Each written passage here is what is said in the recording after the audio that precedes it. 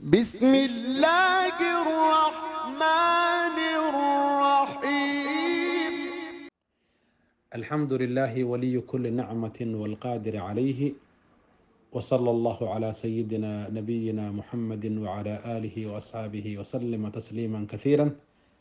أما بعد، السلام عليكم ورحمة الله وبركاته.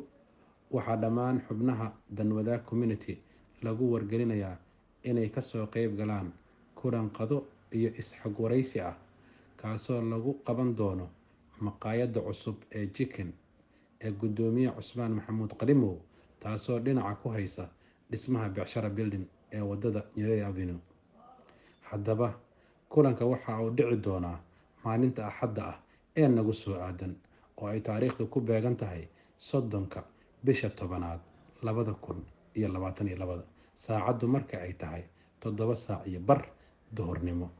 haddaba waxaa xubnaha sharafta leh si naxariis leh looga codsanayaa inay soo xaadiraan isla markaana waqtiga ilaaliyaan. wabillahi tawfiiq, jazaakum allahu khayra aljazaa.